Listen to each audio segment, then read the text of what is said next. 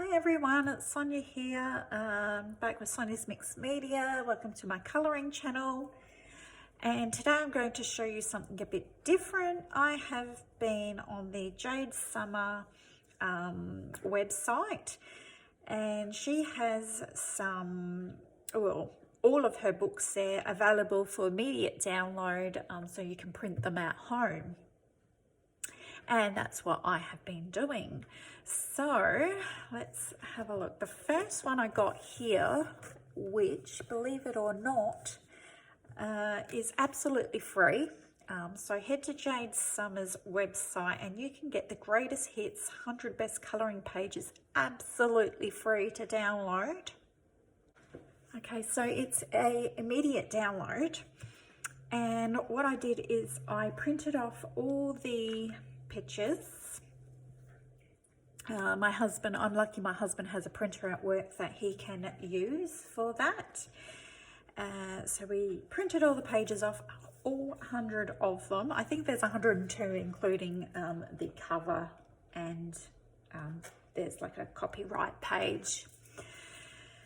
So we did that, and then I decided to bound it. So what I did was, first I made the cover, so you get to print out this cover. I didn't have contact paper, so I just use normal tape, like the clear the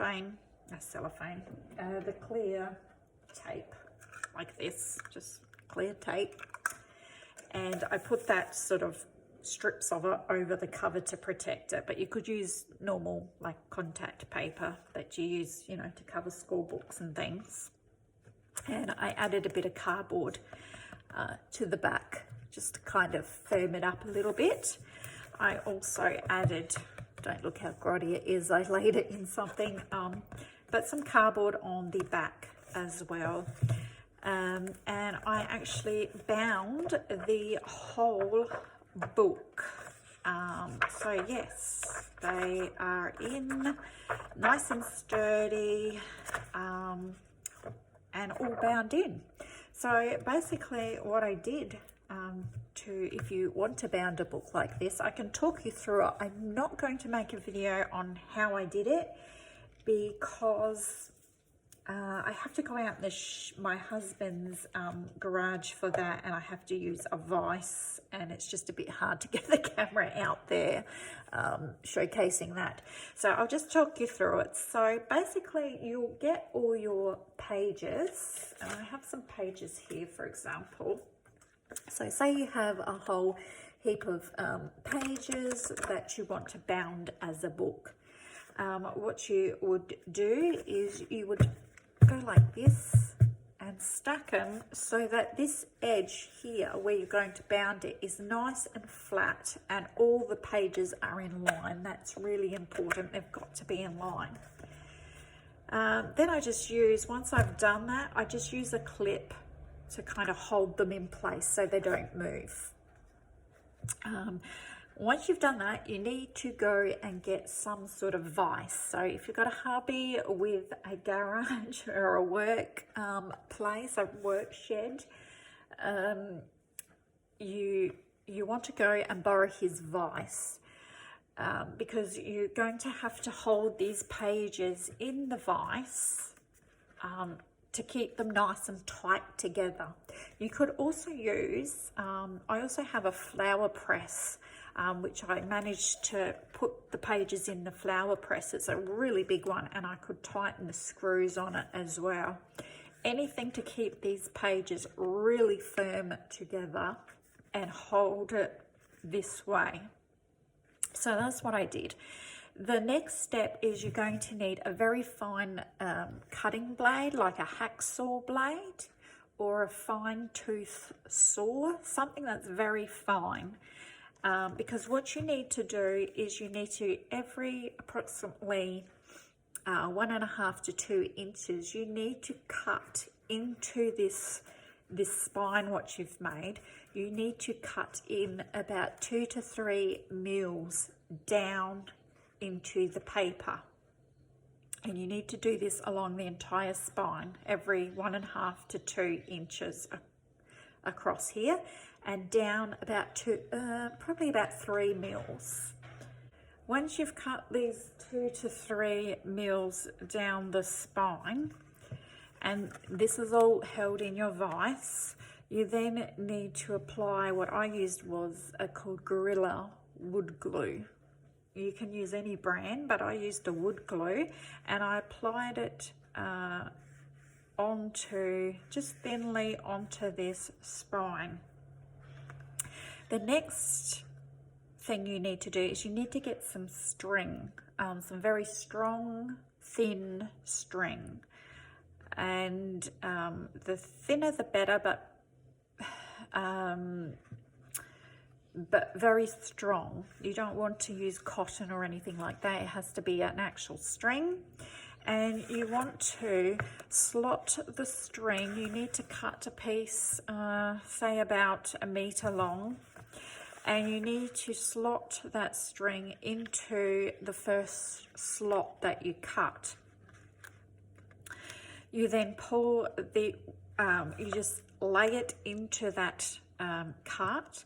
Then you need to pull one of the sides of the string down and go across and put it into the next slot, keeping it all tight. You then get this side of the string and pull it down to the next cut and pull it through that little cut that you made. And then again, you get the other side of the string and you pull it down into the next cut, and so forth. And then this one down into the next cut until you get to the last cut. And then you should be able to get the 2 pieces of string, pull it through the cut, and then make a little knot on the side here. Everything, all that string should be tight into your little cuts that you made. And it needs to be tight coming along this side, so it's all tight. You don't want any loose string.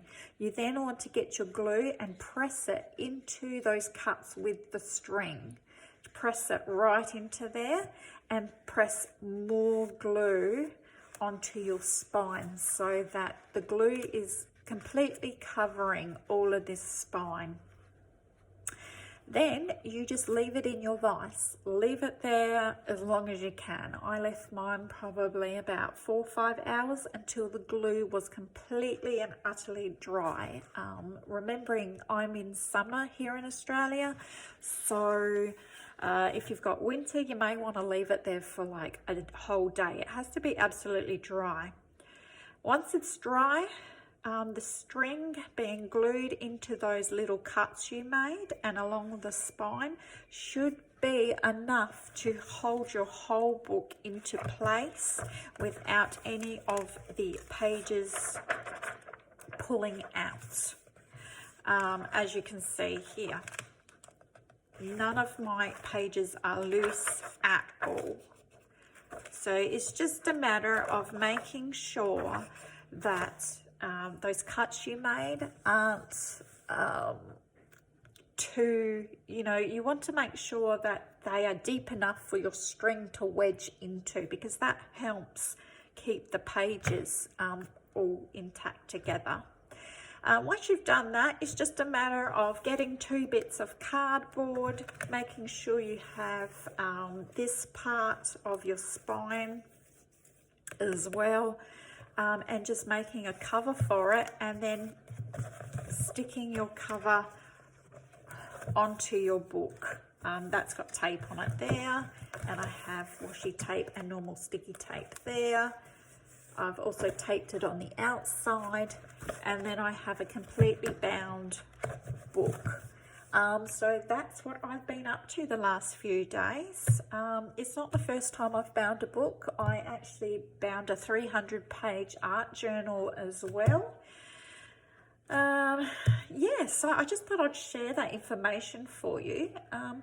The other thing you can do, I also downloaded Jade Summers' Animal Mandalas colouring book, which is a lot thinner. It's not 100 pages. And with this one, again, I just made a cardboard cover for it out of, this is scrapbook paper, cardstock. I just made a cover for it, and with this, just simple staples right on the edge. I've got 1, 2, 3, 4, 5 staples in the edge, and then I made a little bend about a centimetre in with my cardboard in the front here, so my page would bend. And this is perfect for this book, and I have now bound all these pages with just some simple staples. And you know, so here I am, I'm printing my own books, and for me it's a lot cheaper than buying the paperbacks. It's probably, I think it's costs for the downloads a quarter of the price for me here in Australia to do it this way. Also, if you're interested in those colouring book sites online where you get hundreds and thousands of different colouring book pages for free, and you want to make yourself up a little book, you know, if you've got 25, 30 pages, just using staples like this should be fine. But if you're going to make a huge, you know, 50, 100 page one, now you know how to bound your own book for that as well. So the animal mandalas I did pay for on her site, but the greatest hits is absolutely free on Jade Summers' site. And I'll just show you a little project I'm doing. This one here is getting quite thick as well.